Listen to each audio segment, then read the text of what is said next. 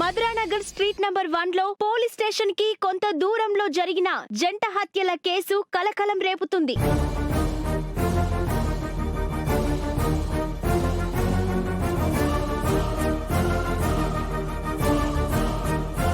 అనయ్య, మన స్ట్రీట్ లోనే జరిగింది. అవును. మృతులు యోగా టీచర్లైన బాల సరస్వతి, రాజ్ కుమార్లుగా అర్థమవుతుంది. అయ్యయ్యో, వీళ్ళు నిన్న ఉదయాన్నే నాతో మాట్లాడుండారు బా. యోగా చేస్తే మంచిదని కూడా చెప్పుండారు. వీలైతే యోగా క్లాసులో కూడా రమ్మని చెప్పుండారు. పాపం, తమకు తెలిసిన విద్యని నలుగురికి ఉచితంగా అందించేవారు. వాళ్ళని చంపేంత పగ ఎవరికుంటుంది? అది కూడా ఇంత ఘోరంగా చంపేంత శత్రువులు వాళ్ళకెవరుంటారు? ఇంత ఘోరంగా చంపారంటే ఖచ్చితంగా మీనన్ మనుషులు అయి ఉంటారు. కానీ మీనన్ మనుషులకి వీళ్ళని చంపే అవసరమే ఉంటుంది. వాళ్ళని చంపేంత శత్రువులైతే ఎవరూ లేరు బా, ఉండరు కూడా. నాకు తెలిసినంత వరకు ఎవరినో చంపబోయి వీళ్ళని చంపుంటారు. ఇప్పటి వరకు హంతకులు ఎవరనేది తెలియలేదు. మృతుల కుటుంబ సభ్యులు షాక్ లో ఉండటం వల్ల ప్రస్తుతానికి హత్య గురించి నోరు మెదపట్లేదని సమాచారం.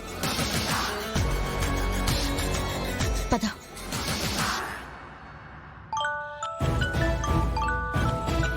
నగరంలో దారుణ హత్య. మధురానగర్ స్ట్రీట్ నంబర్ 1 లో పోలీస్ స్టేషన్ కి కొంత దూరంలో జరిగిన జంట హత్యల కేసు కలకలం రేపుతుంది. ఎంతకాలం ఇలా ముసుగులో ఉండి మమ్మల్ని వేధిస్తారా?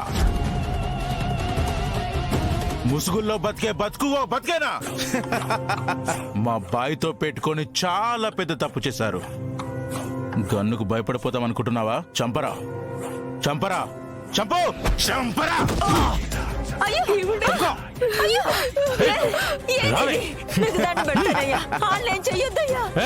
అరిస్తే చంపేస్తా, వెళ్ళు. సైలెంట్ గా ఉండు, లేకపోతే నిన్ను కూడా చంపేస్తా. నీ పోలీసు బుద్ధి పోనిచ్చుకోకుండా మమ్మల్నే షూట్ చేయాలని గన్ను తీసుకొచ్చి చాలా పెద్ద ప్లాన్ చేసావురా. రేయ్, కానిచ్చేయండి రా.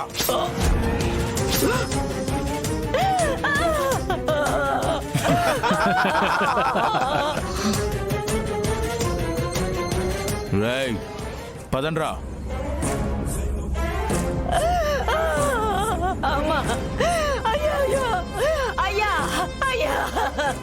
లేవరా.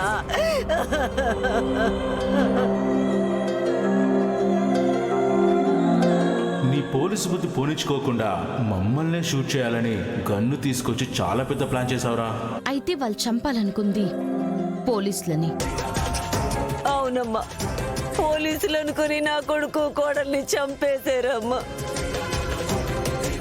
బయటికి వెళ్ళి చూసేసరికి ఆ యదవులు జీపులో వెళ్ళిపోయారమ్మా. మరి ఇంతకీ మీ దగ్గర గన్ ఎందుకుందమ్మా? ఆ గన్ను మా ఆయన రిటైర్డ్ పోలీస్ ఆఫీసరు. ఆ గన్ను ఆయనదే, లైసెన్స్ ఉన్న గన్నే. ఒక్కసారిగా అంతమంది ఇంటి మీదకి వచ్చేసరికి ప్రాణ భయంతో మా అబ్బాయి వెళ్ళి ఆ గన్ తీసుకొచ్చాడు.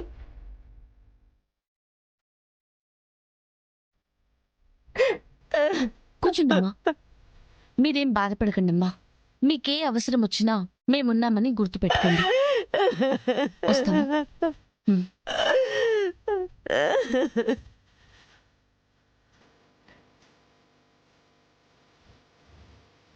ఎవరినో చంపబోయి వీళ్ళని చంపుంటారు.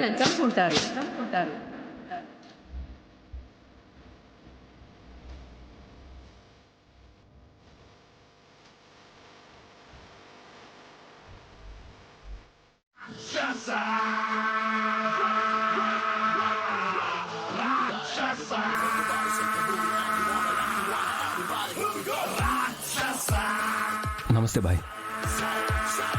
ఏంటి బాయ్, అర్జెంటుగా కలవమన్నారు? చెప్తాను యువరాజ్. ఆ జేడీ కేడీలు నా తమ్ముని చంపినప్పటి నుంచి నాకు నిద్ర పట్టట్లేదు.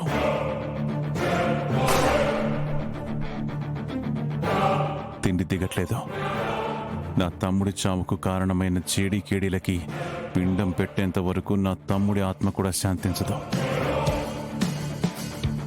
వాడు పైనుంచి నన్ను చేతగాని వాళ్ళ చూస్తూ నవ్వుతున్నట్టు అనిపిస్తుంది యువరాజ్. అందుకే వాళ్ళిద్దరిని చంపాడని డిసైడ్ అయ్యి మన వాళ్ళని రంగంలోకి దింపాను. వాళ్ళ డిపార్ట్మెంట్లోనే ఒక పోలీసుడిని కొని ఇన్ఫార్మర్గా పెట్టుకున్నాను. ఆ పోలీసుడు జేడీకేడీలను ఫాలో అయ్యి ఇన్ఫర్మేషన్ ఇస్తున్నాడు. కానీ వాడిచ్చిన ప్రతి ఇన్ఫర్మేషన్ రాంగ్ అవుతుంది. కానీ ఫైనల్గా జేడీకేడీలు మీ ఏరియాలోనే ఉంటున్నారని తెలిసింది. మా ఏరియాలోనా? ఆ పోలీసుడు ఇచ్చిన ఇన్ఫర్మేషన్ ప్రకారం నైట్ ఆ ఇంట్లో ఉంటున్న యంగ్స్టర్స్ని జేడీకేడీలు అనుకుని చంపేశాం. కానీ వాళ్ళు కూడా జేడీకేడీలు కాదు, అమాయకులని తెలిసింది. అది మీరే చేసుంటారని అనుకున్నాను బాయ్, కానీ జేడీకేడీలు అనుకొని చంపారనుకోలేదు. వేరే ఏదైనా ఇష్యూస్ వల్ల చంపారేమో అనుకున్నా. అసలు ఆ పోలీసుడు తప్పుడు ఇన్ఫర్మేషన్ ఇస్తున్నాడో లేదంటే పోలీసుడి మీద అనుమానం వచ్చి జేడీకేడీలే వాడిని తప్పుదోవ పట్టిస్తున్నారో అర్థం కావడం లేదు. టార్గెట్ మిస్ అవుతున్న ప్రతిసారి నాకు చాలా అవమానంగా ఉంది యువరాజ్.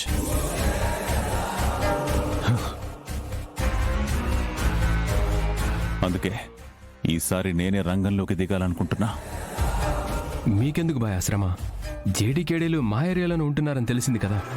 మా ఏరియాలో ఉన్న అన్ని ఇళ్లకి వెళ్ళి చెక్ చేస్తే జేడీకేడీలను ఈజీగా పట్టుకోవచ్చు. అందరి దగ్గరికి మనం వెళ్ళడం రిస్క్ యువరాజ్.